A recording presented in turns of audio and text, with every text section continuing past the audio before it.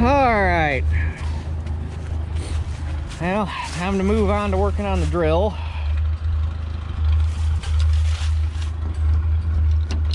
Kind of been dragging my feet coming over here to get this thing because don't let the sun fool you. It's kind of miserable outside right now. I don't fully understand what happened yesterday. It rained for another few hours after I got done spreading, and then I don't know, probably 4:30, 5 o'clock rolled around and the rain quit and it started to warm up a little bit. By 5 o'clock the sun was out. It was nice and warm out. It's probably, I don't know, lower 50s. It was a pretty nice evening out last night. Woke up this morning, it was windy as hell. It was like 35 degrees outside. It's like, what the hell just happened? Kind of a rude awakening, honestly. The winds died down a skish, but it still ain't any fun. And I had a guy come pick up some more straw today, so I'm only down to about, I think I got 68 bales left if I counted them up right. Then went over to Mom and Dad's, had to paint some new parts for the drill because I gotta fix the acre counter stripped out on me pretty bad. So I gotta replace this gear and the spiral gear.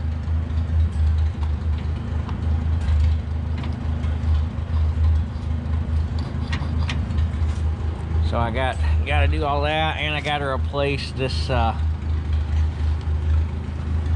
pickup tube because the top came off of it drilling wheat. So I welded a washer on there to band-aid it back together, but I got a new one to replace this, and I got one to have for a spare. But anyway,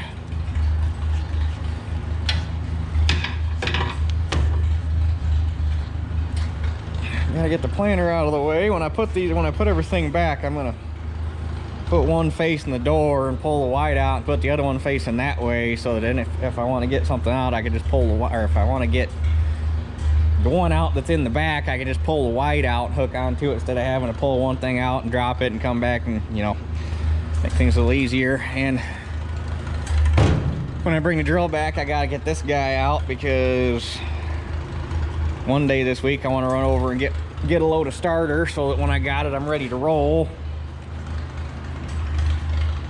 But I haven't decided if I'm going to try to start putting stuff in the ground next weekend or if I want to wait another week, because the daytime, I have to see what the forecast does. I'd really like to start seeing some warmer daytime temperatures, but we'll see. And we got 2 chances of rain this week, and they're only 40%, but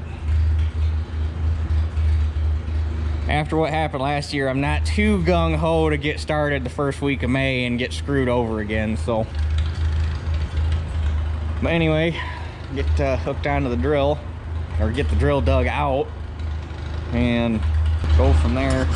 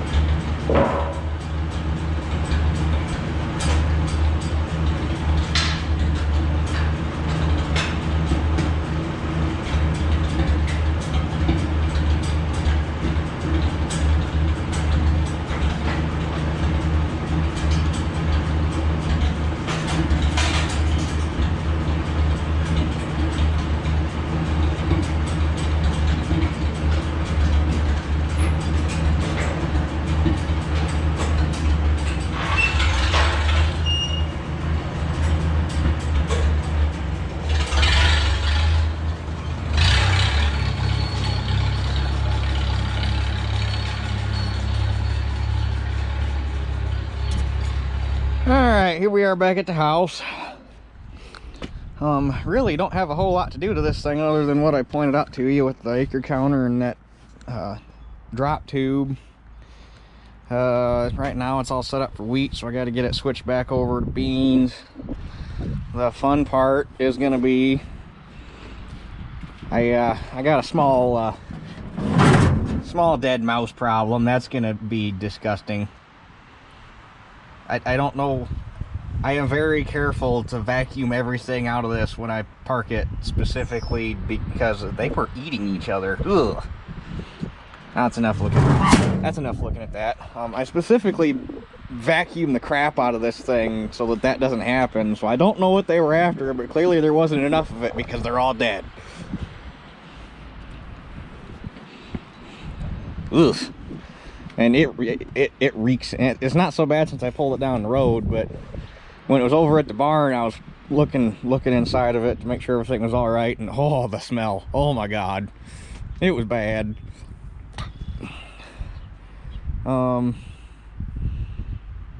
So yeah, and all I got it.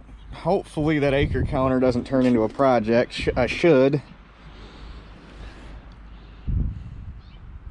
I might just yank that shaft all because I gotta slide the shaft out to get the worm gear on.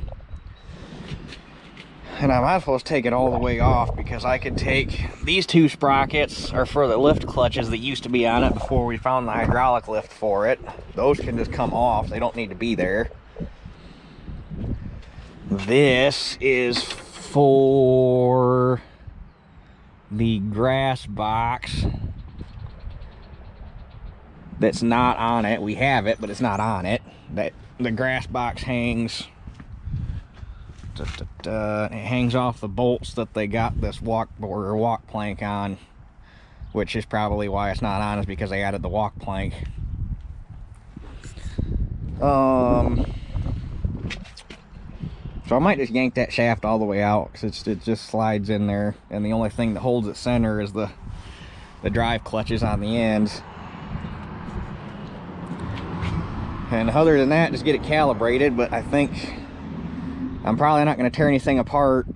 I'll probably go ahead and get it calibrated before I tear it apart because I want to give that paint more time to dry because it's only been on there for about 2 hours.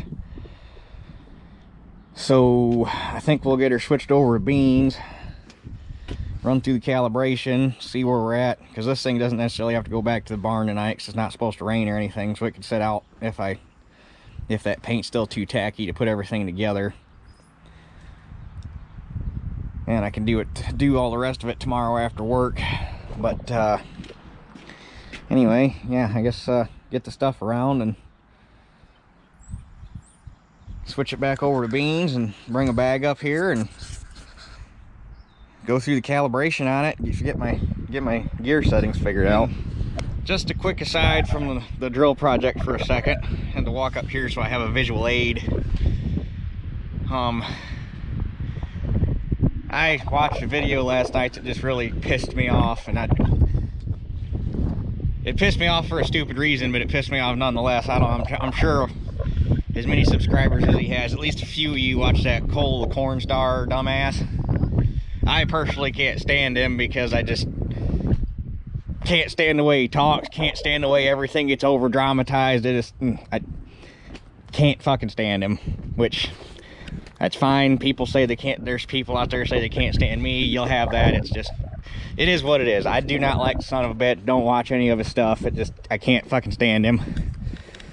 But last night I watched one of his videos, and the only reason I even clicked on it was because the thumbnail, he had it appeared to be a 15 or a 16 foot grain table, the carcass of one for an Oliver 545 combine, hanging off the end of a telehandler. And the combine enthusiast in me is like, well, I wonder if the rest of the combine was with it. So I clicked the video to see if the rest of the combine was there.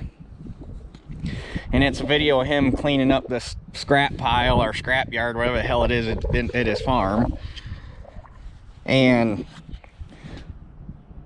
first off, watching him run that telehandler made me cringe. He just, That's how you break shit. If you go watch the video, you'll understand. He's trying to pick stuff up with the boom extended all the way out, and it's just, that's not how you fucking run equipment. But I digress.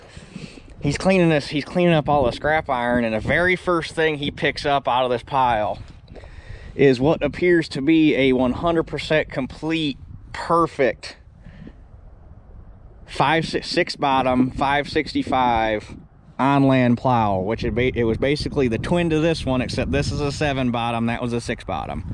It was the twin to this plow. Had cushion trip bottoms on it like this, had the on land hitch, everything. Now, on land hitch plows of any brand are kind of hard to come by, and when they do come up for sale, they tend to bring some money because they're oddballs and guys want those on land hitches. Because, like I say, for pretty much any brand of plow, an on-land hitch setup is not easy to come by, no matter what color the plow is. Oliver, IH, Deere, Alice, it's not easy to find, especially a complete on-land hitch plow. And finding parts for an on-land hitch plow is even harder, because when guys do have them, they don't want to part them out because they want to fix the plow, because finding on-land hitch plows is difficult. So what's this jackass do? Picks this plow up, carries it over to another pile, rolls it over on its side, tips the forks, dumps it over on its back, and the first thing that happens is all of the nice straight pull pipes and everything for the lift rigging and the steering and everything smashed flat as a fucking pancake, bent the shit out of all of it. Mind you, he never got close enough video of it to see what any of the wear parts looked like, but all 6 coulters were on it. And they were decent size. It had the gauge wheel, the tail wheels there, the furrow wheels there. It was a complete fucking plow. If the wear parts were good on it, if you looked like if you threw a set of tires on it, you could hook onto the son of a bitch and use it. Perfect plow. And he took in one dump of a set of forks on a telehandler what was, depending on the condition of the wear parts, between a $500 and $1,000 on-land hitch Oliver plow, and turned it into a $170 pile of scrap. If I could have reached through the screen of my phone and punched that guy in the throat for doing that, I would have in a second. Like I say, I get pissed off over something stupid, but that was a nice plow, and if I could have got my hands on that thing, I would have used it in a heartbeat. But now it's junk because he smashed everything on top. And my guess is probably fucked the hitch up, probably fucked the tail wheel up, probably bent the frame, Lord knows what else. So he basically took a good usable plow and made it junk. There's a reason I can't stand the son of a bitch. If you like him, more power to you. That just pissed me off, and it pissed me off enough I had to talk about it, because this plow is on the list of shit to get done, because I want to have this plow to pull behind the white, and when the time finally comes to get it going, to pull behind the 22, because they both ought to pull it, because when I get done with it, this is going to be more horsepower than the white. But yeah, that's my rant for the day about that idiot. Probably gonna be the last time I ever mention him, because like I say, I can't stand the son of a bitch, but I had to talk about it because it ripped part of my heart out watching that plow get smashed like that. Okay, back to the project at hand.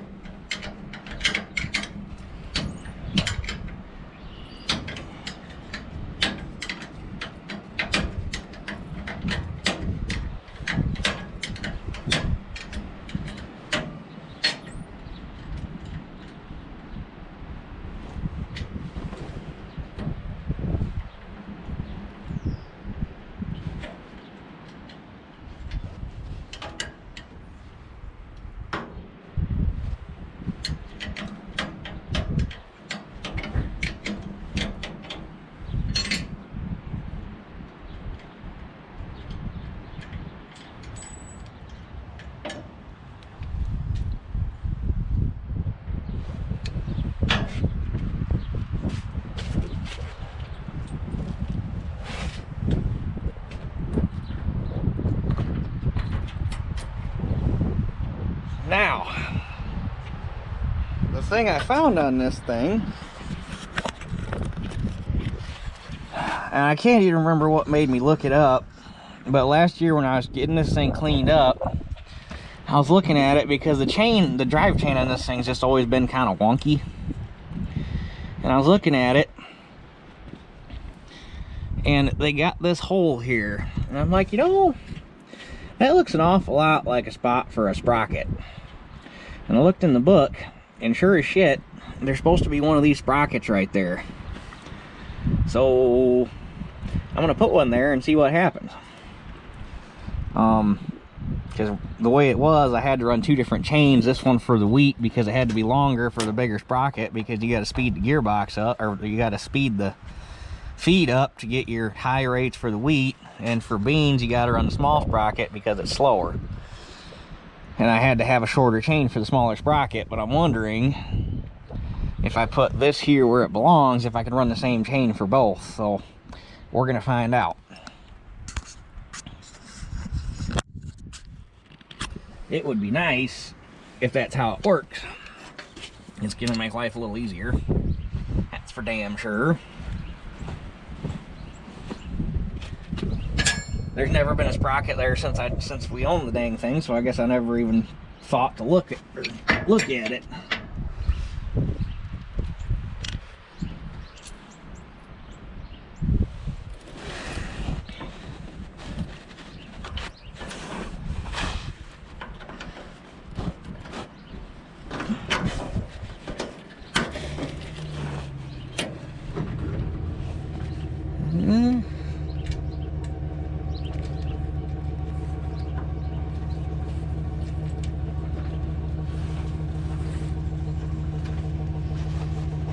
This sprocket actually came, where's the other? Oh, this sprocket came from there, which was the idler for something else. I can't remember what.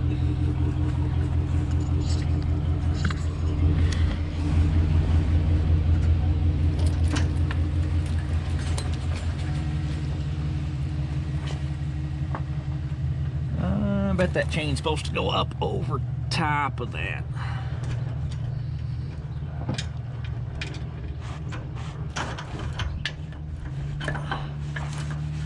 Bet that's supposed to go like that. Maybe. Shit, I could just go get the book, but that's no fun.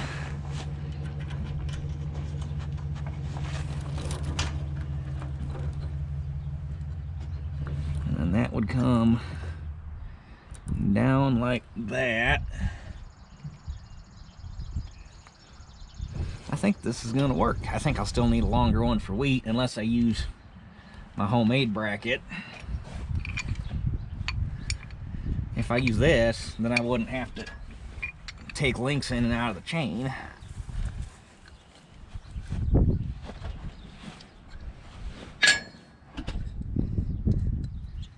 I could just change my brackets out and we'd be good. And if that goes like that,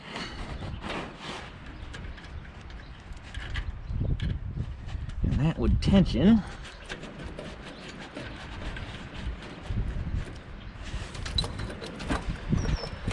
and it looks like I'll have just enough chain left to wrap around that small sprocket. I think we're in business, ladies and gentlemen. Well, that works out pretty darn good. It looks like there's enough chain, but it doesn't. There's not quite enough chain to run that setup and still make it run the big sprocket. So I will still have to run my homemade deal to tension it when I run wheat, but that's still a whole lot easier than having to take chain links or knock these things apart and switch chains, because I got this one and then I got the short one. Now we'll just switch chains, but this makes life easier. Yep. So now I just gotta clean that dead mice out of here and get my blackout plates put in,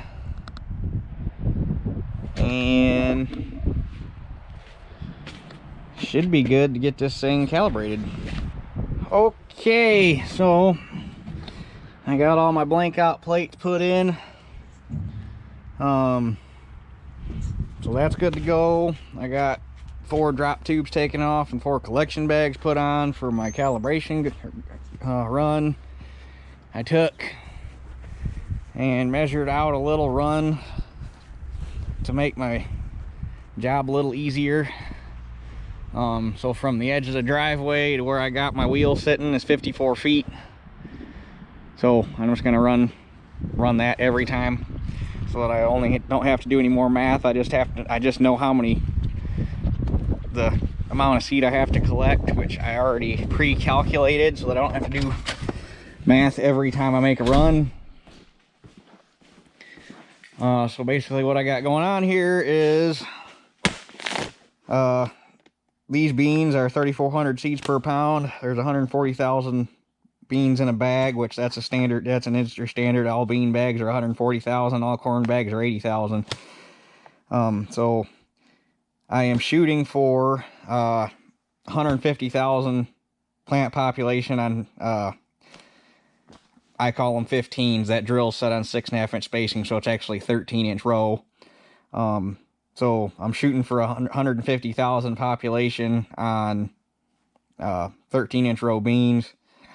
Around here, I'm sure it's going to be different no matter depending on what part of the country you're in. But around here, drill beans, 7.5 inch row, guys shoot for around 180,000. I've heard of guys going as high as 210,000, which in my mind, with the bean varieties we have nowadays, is way too damn thick, but whatever floats your boat.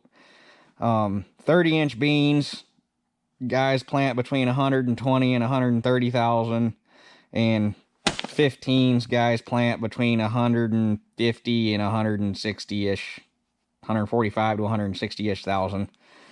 So I'm shooting for 150, which at 3,400 seeds per pound to get 150,000, you're going to be planting basically 44 pounds an acre. And with collecting 4 rows of seed on a 54-foot run, I would be drilling 0.0054 acres. So at 44.1 pounds, planting 0.0054 acres, I need to collect 2.381 pounds of seed. And we're going to measure it out in grams, so to convert your grams to convert your pounds to grams, you need to cancel the pounds out. So you're going to go 0.2381 pounds times 454 grams, which is the per pound, because there's 454 grams in a pound. The pounds will cancel out, and what you're left with is grams. So 0.2381 pounds times 454 grams per pound means I need to collect approximately 108 grams of seed off of 4 rows in a 54-foot run to get 44.1 pounds per acre. So that's what we got going. So we come consult the drill chart to get us a starting point, but it's never going to be exact, because the only way it will ever be to match, the only way we'll ever always match this chart is if bean seed was always one size and the kernel count was constant, which is never going to happen because Mother Nature doesn't work that way. So basically this just gives you a starting point. So we are on the left hand side of the distributor, which is for large seed. So we have soybeans driven off of the 6-tooth sprocket, which is the one that we changed on the gearbox. And we need 44 pounds per acre. However, these numbers that they're giving you are figuring on a 6.5 inch spacing.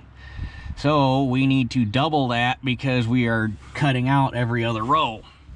So we are theoretically going to be planting 88 pounds per acre.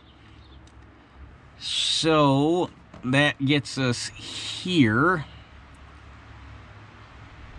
So we will start,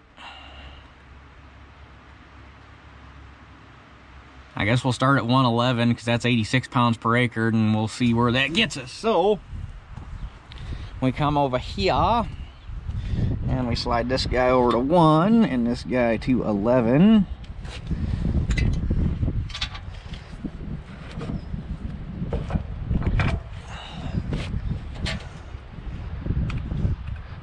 And we make a pass and collect the seed and see how much we collected.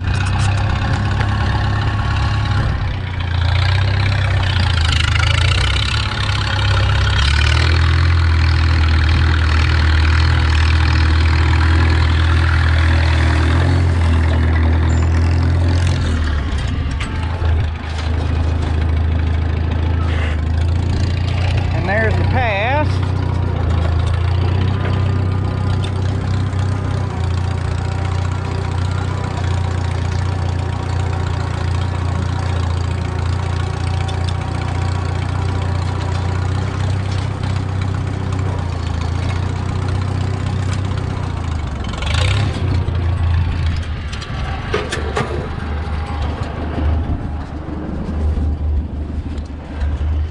And then we take our little bags and we go weigh them and see where we're at. Okay, so that one gave us 94 grams, so we're a little shy. So I got a little bit of work to do. Well, I jumped up to the next gear setting, and that was way over. It was like, it would have put me at like 50 something odd pounds an acre. Jumped back, and my screen, this thing goes into standby on its own, but jumped back to the 111 gear setting, made a pass. It came out at 107. Made another pass just to check it. This one came out at 112, so I think that's going to be our setting, is that 111 gear setting. Because if you go down one, it's going to be way too low, so I think we got her. That's probably the easiest time I've ever had. I did it a little different. Normally I make a pass, measure it out, do all the math, make next pass, measure it out, do all the math, rather than just laying the course out and running the same. I don't know why the hell I didn't do that before, because that makes it 10 times easier, 10 times faster too. So anyway, yeah, we got our gear settings, so now we just gotta swap out some parts. Okay, so we're going to start with the easy one first. I got to replace this new tube. And for that, we got to go down to the press. Teeter pup, you coming?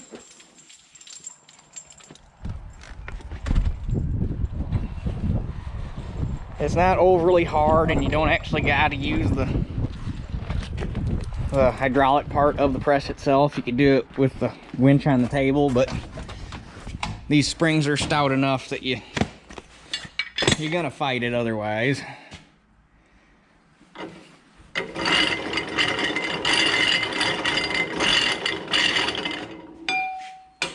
And you just get her sitting in there like so. Because you gotta get that little tab disengaged from that pin so that you can pull that pin, and then the spring comes off and you can get the tube out.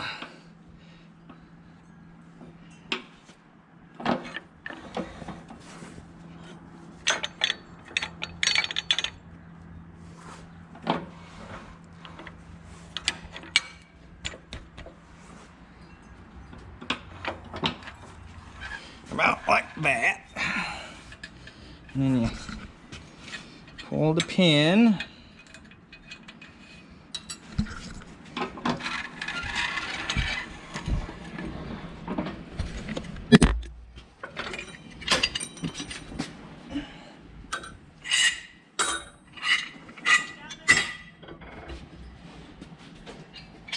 And the new tube goes in, and the spring goes on.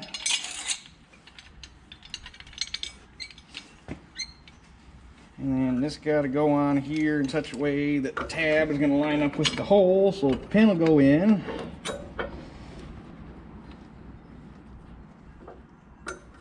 And actually, that's got to go like that.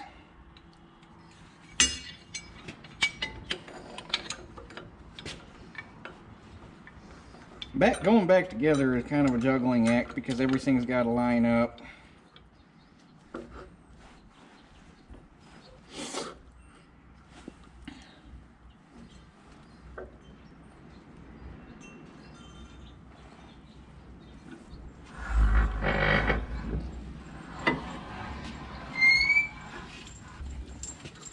And then you slide the pin back in.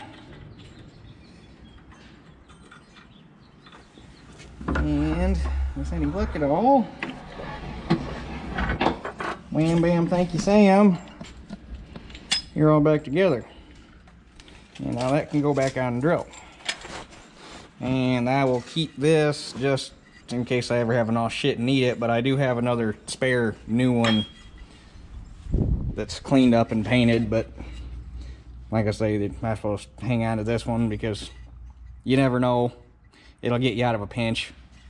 Well, this is interesting. So obviously our drill is a high wheel, and I took these off of a low wheel 64, which we also have a low wheel 64 over in the barn, and now I'm going to have to look at it. The tube is longer by like 2 inches. Went to put the thing on the drill and it's like, what the hell's going on here? So I guess I'm gonna have to go back and get some of these off of a high wheel drill. Apparently they changed them when they went to low wheel drills. Like I say, I'm gonna have to go look at, we got a low wheel 64 that is in too good a shape to use, sitting over in the barn. So I'm gonna have to take this over and compare it and see if they're different. Never would have bet on that, because like Agco parts book does not have a parts breakdown for a 64 drill. I do not believe.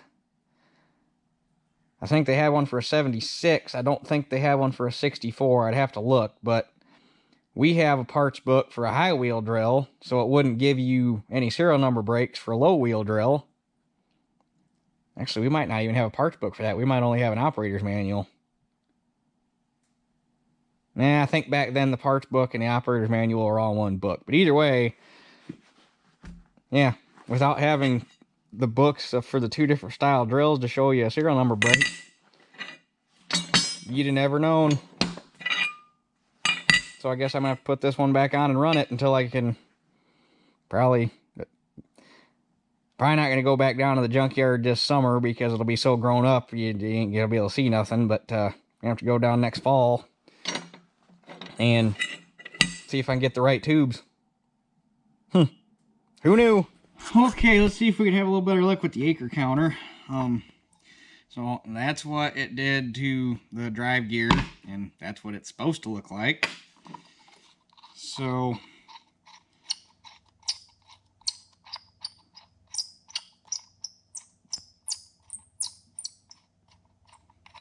it's not easy finding parts for these things because all the ones I was finding were starting to wear out like this, but they probably weren't planning on these things still doing anything 50 years into the future, so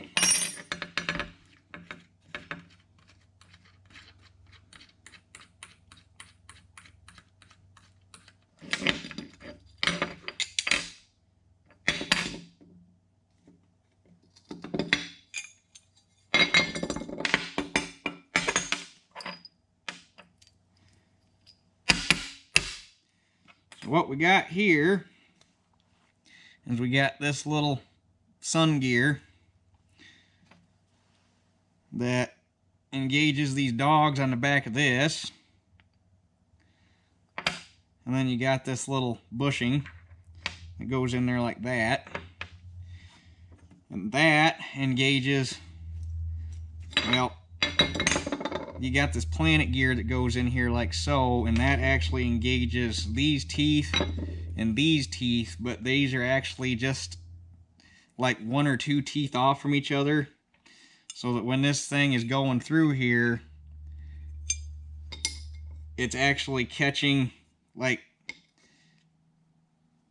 it's catching half a tooth and actually sliding and making, yeah, it makes sense if you see it.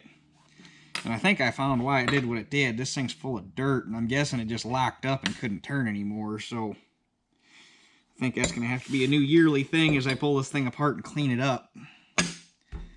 But other than that, it looks like we're in good shape on this front to put it all back together. Okay, so we stack it all back up. We got that. That goes like that. That goes like that. And then all that goes here.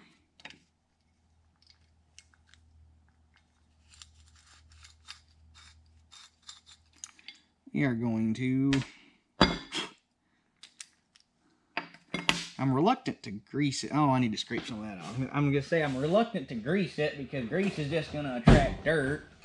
And we're going to be right back to the same predicament we're in now. But there was a little bit of shit left I didn't get. So, we do that. There we go. So that goes like that, and then that goes like that. And then we drop our little planet gear in here, like so. And then this guy goes on there like that. And it's kind of hard to tell, but this is like, you see how the teeth are interrupted to each other? So basically, the planet gear is engaged to this, and as it rotates, it grabs half a tooth and it advances and kind of just pushes it along, is basically, if that makes any sense. So there's that, and then we put this guy on here like this.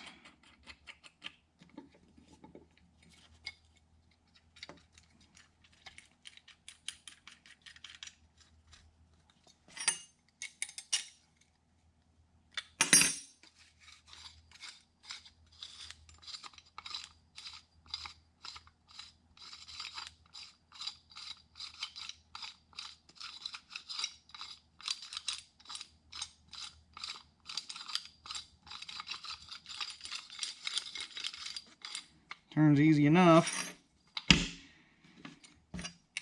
But you gotta make sure this stays tight.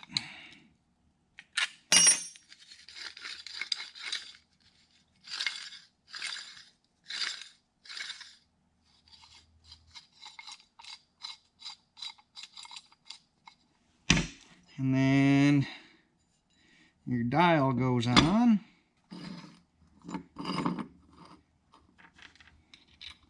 Like that. And then the dial is separate from everything else, so when you need to reset it, you just back this wing nut off, rotate it back to, there is no 0, it's a 16 acre counter, so 0 is 16, and then it counts to 1 as 1 acre, and yada yada yada, but tells you how big the field used to be back then when your acre counter only goes up to 16.